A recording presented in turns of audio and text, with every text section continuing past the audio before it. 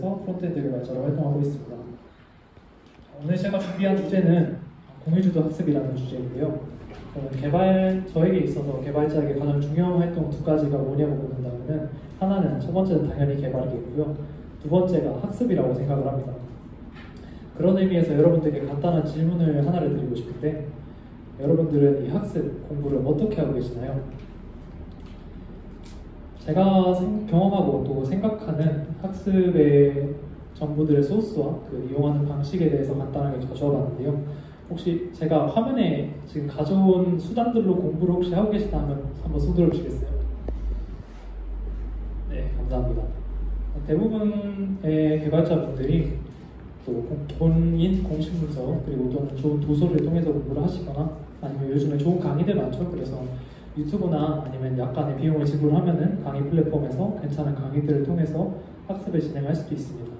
그리고 이렇게 얻은 소스들로부터 이제 여러 사람들과 함께 공부를 진행을 하는 스터디를 진행을 하시거나 아니면은 자기가 만약에 공부해보고 싶은, 사용해보고 싶은 프레임워크, 라이브러리 기능들이 있다 그러면은 그것을 이용한 프로젝트를 직접 개발하시면서 헤드 퍼스트로 학습하시는 분도 계시고 관심 있는 기술이 오픈소스로 나와 있다. 그럼 오픈소스를 기여를 하시면서 학습하시는 분들도 계실 거예요. 그렇다면 여기서 한 가지 더 질문을 드리고 싶은데 여러분들은 학습이 잘 됐다의 기준이 뭐라고 생각하시나요? 아마도 가장 먼저 떠오르시는 거 약간 이런 거일 거예요. 오랜 시간이 지나도 기억에 남는다. 내 머릿속에 잘 남아있다. 이러면 내가 학습이 잘 된 게 아닐까라고 많이 생각을 하실 것 같은데 제가 지금 슬라이드에 나와 있는 왼쪽의 그래프가 인간의 망각곡선이라는 그래프예요. 그래서 그래프에 따르면 여러분들은 24시간이 지난 이 시간에 제 발표의 3분의 1밖에 기억을 못하게 되실 거거든요. 그래서 제 주제인 공유주도 학습에서 아마 공유 정도만 기억하시게 되겠죠. 그렇기 때문에 저희는 시간이 지나도 이 지식들을 잊지 않기 위해서 정해진 주기마다 좀 잊어버린 것 같을 때마다 반복 학습을 진행을 해서 복습을 진행을 해서 떨어져가는 이 기억률을 끌어올려서 오래도록 지속하곤 하죠. 그래서 일주일이 지나고 한 달이 지나고 1년이 지나도 내 머릿속에 그 지식이 그대로 남아있다면 학습이 잘 됐다라고도 생각을 할 수 있는데 그렇다면 우리는 왜 시험이나 면접 들어가기 전에 좋아 완벽하게 이해했어 하고서 들어갔지만 시험을 보거나 면접을 보고 나서 의문의 눈물을 한 방울 흘리면서 나오게 되는 걸까요? 아마 비슷한 경험 많이 해보셨을 거예요. 분명히 시험이나 면접 전에는 A는 B고 B는 C야 라는 지식을 되게 완벽하게 공부를 해서 면접장이나 시험장에서도 이걸 완벽하게 떠올리고 말할 수 있는데 시험 문제나 면접 질문으로 이렇게 들어오는 거죠. A는 왜 B-가 아닐까요? 그럼 이제 머리가 멈추고 새하얘지면서 A는 B인데 왜 B-가 아니지?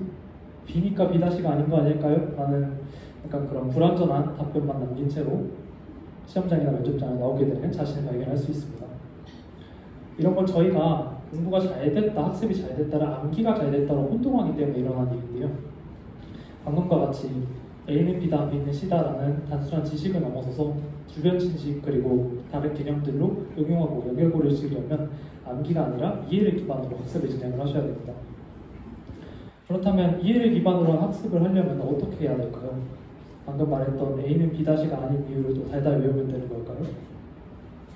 이 예외 케이스들을 다 하나하나 탐독하는 것 역시 하나의 학습 방법이 될 수 있겠지만 좀 현실적으로 어려운 방법이라고 생각을 해서 제가 지난 1년 동안 겪어보고 해보니까 세워진 학습관이었던 공유주도 학습이라는 개념, 학습관을 좀 소개해드리려고 합니다. 테스트 드리븐 디벨롭먼트, 테스트 주도 학습에서 영감을 받아서 네이밍을 이렇게 지어봤고요.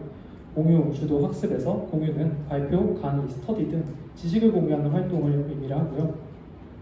보통은 학습을 먼저 진행을 한 다음에 이 학습이 제대로 이루어졌는지 확인하는 용도로 보통 공유를 많이 하시지만 학습을 위한 공유를 먼저 일정을 잡아서 이 공유하는 활동들이 주도하는 학습을 진행한다는 의미입니다.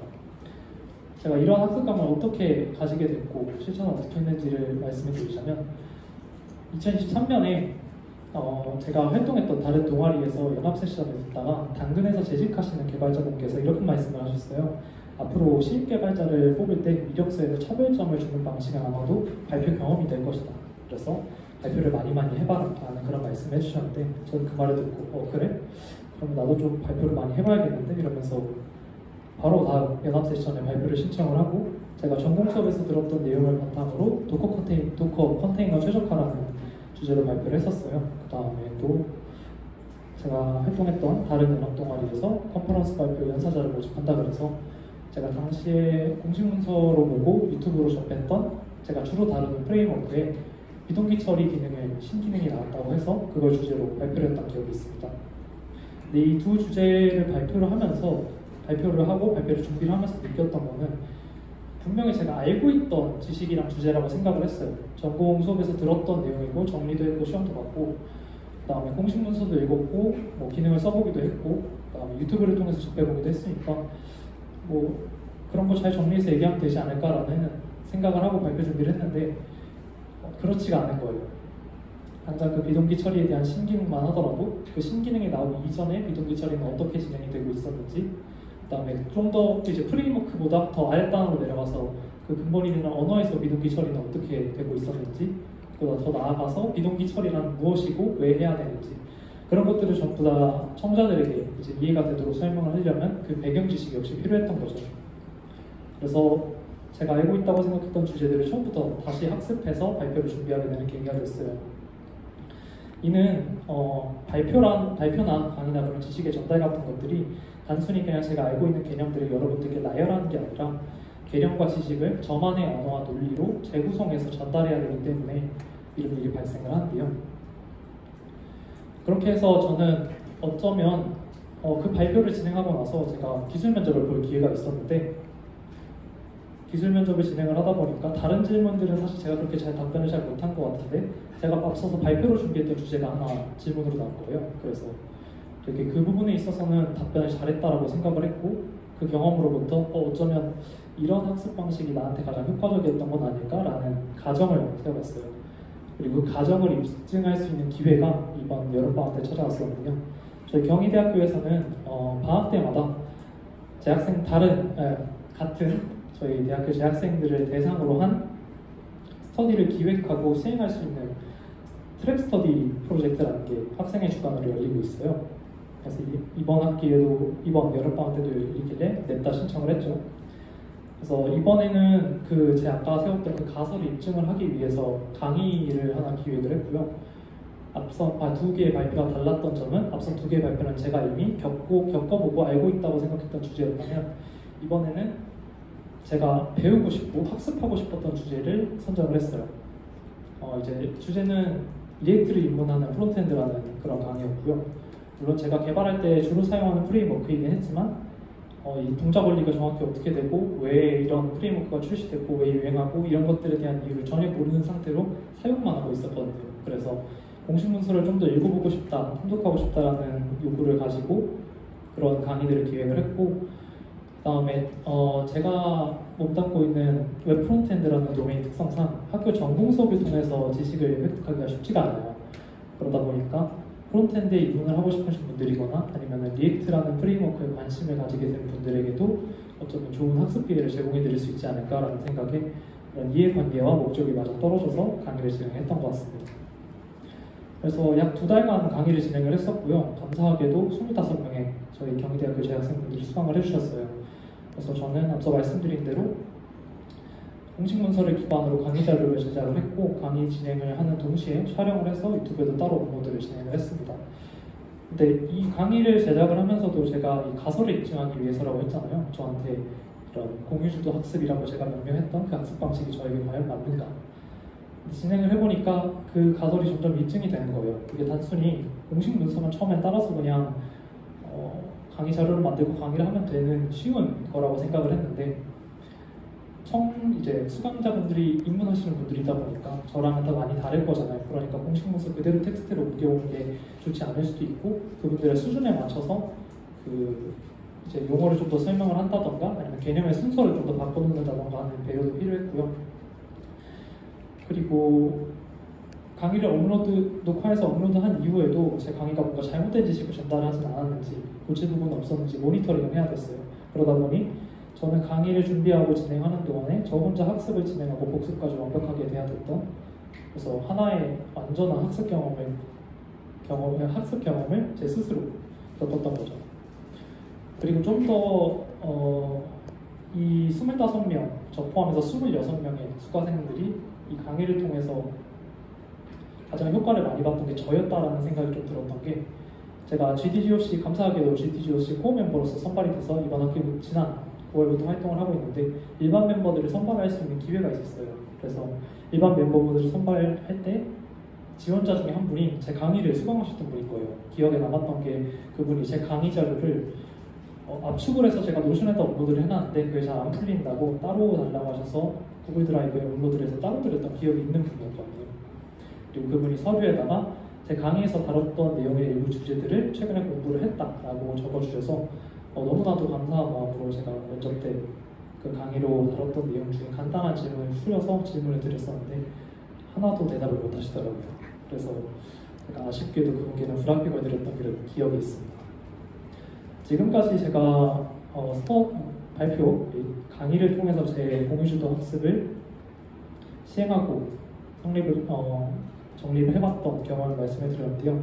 이쯤 돼서 이런 생각이 드실 수도 있어요. 그러면 완벽한 학습을 진행을 하려면 어디 나가서 지금 제가 이 자리에 서 있는 것처럼 발표를 해야 되고 강의를 찍어야 되고 그런 것이냐 하면은 그렇지 않습니다. 여러분들이 아마 많이 겪어보셨을 스터디 도전은 공유주도 학습을 적용시킬 수 있다고 생각을 해요. 스터디 또한 소규모의 컨퍼런스, 강연장이 될 수 있어요. 제가 자신이 원하는 주제를 하나 선정을 해서 그에 대해서 공부를 진행을 하고 학습한 내용을 정리를 해서 자신의 언어와 논리로 같은 참여하고 있는 스터디원들에게 전파를 하는 거잖아요. 그러다 보니까 오히려 적은 부담으로 발표나 강연에서 쓸 수 있는 공유주도 학습을 연습을 해볼 수 있는 거죠. 다만 이제 적은 부담으로 할 수 있다는 게 곧 미룬다거나 아니면은 불성실하게 불참할 수도 있다는 의미니까, 저는 만약에 스터디로 공유주도 학습을 진행하신다면 어떤 형태로든 기록을 온라인으로 공유하시는 걸 추천해 드려요.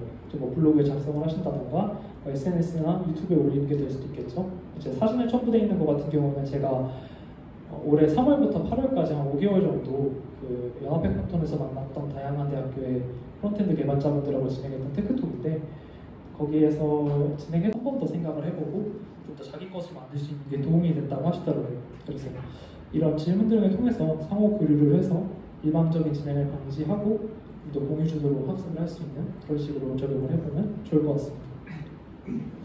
그래서 제가 세 가지를 통해서 이제 발표 강의 스터디를 통해서 공유주도 학습을 했던 경험을 좀 공유를 드렸는데요. 그렇게 해서 제가 좀 정립을 하고 생각을 하는 공유주도 학습의 장단점이랑 그다음에 어떤 분들에게 이 방식이 좋은지 좀 설명을 드리려고 해요. 장점은 먼저 무엇을 알고 뭘 모르는지 이제 강의, 스터디, 뭐 발표 같은 걸 준비하다 보면은 내가 이 주제에 관해서 진짜 모르는 게 뭐고 진짜 아는 게 뭔지를 알 수가 있거든요. 이런 메타인지 기반으로 기존에 단순히 내가 지식을 받아들이기만 했던 그런 수동적인 학습보다 효과적인 학습이 가능하다고 생각하고 있고, 그다음에 만약에 공유주도 학습으로 발표나 강의를 진행하시게 된다면 그것 역시 여러분들이 기록으로 나와서 셀프 브랜딩을 진행을 하실 수도 있습니다. 그리고 세 번째는 좀 거창하게 써봤는데, 사실 그냥 이런 식으로 지식을 계속해서 공유하시다 보면은 같이 학습에 열의가 있는 분들이랑 많은 네트워킹을 할 수 있게 돼요. 그래서 혼자서 공부할 때보다 다른 분들의 발표나 스터디를 진행하면서 얻게 되는 인사이트들도 굉장히 많다라고 생각을 하거든요. 그로부터 얻을 수 있는 기회들도 많고요. 그렇기 때문에 세 가지가 공유주도 학습의 장점이라고 생각을 하는데, 단점도 있어요. 이제 발표나 만약에 강의를 진행한다 그러면은 그 듀데이트 기한이 있다 보니까 거기에 학습이 묶이게 되는 단점이 있습니다. 그래서 나만의 템포로 나만의 속도로 좀 학습을 하고 싶은데 이제 좀 기한이 있다 보니까 거기에 좀 후달리게 되는 게 있죠.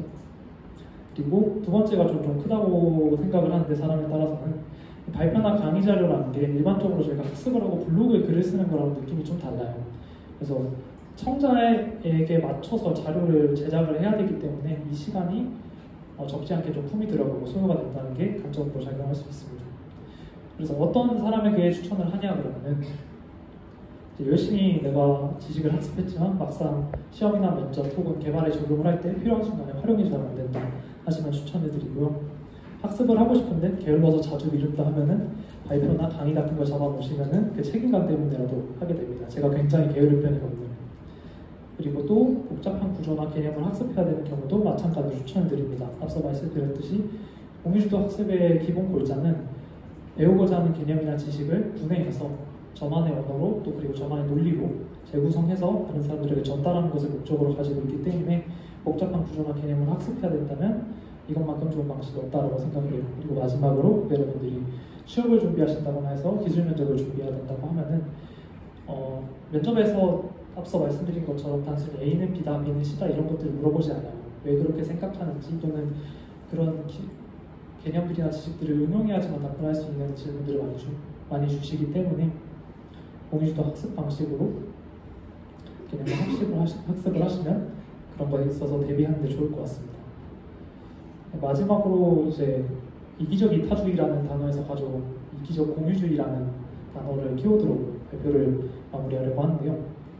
올해 제가 이런 학습 방식으로 여러 가지 활동을 진행해 오면서 저희 학교에서 스스로 말하기 좀 부끄러운데 이제 어미새라는 별명이 돌고 있어요. 그래서 저 사람과 같이 뭔가를 하면은 계속해서 뭔가를 아낌없이 막 지식을 뿌려준다, 뭐 그런 소스를 몰아준다라는 얘기를 주시는데 사실 제 욕심에서 시작한 활동들이거든요. 제가 이렇게 했더니 내가 좀 더 확실하게 학습을 할 수 있구나라는 욕심에 진행을 했는데 다른 분들에게도 공유를 많이 함으로써 도움이 됐는지는 모르겠어요. 그래서 이런 활동들을 진행을 하면서 제가 느꼈던 거는 지식도 베푸는 만큼 혹은 그 이상으로 나에게 돌아오는구나라는 걸 좀 느껴서 저와 같은 고민을 하고 또 어쩌면 같은 이제 성향을 가지신 분이 있다면은 이런 방식을 사용을 해서 학습해 보시는 것도 좋을 것 같습니다. 긴 발표 들으셔서 감사합니다. 이상이었습니다.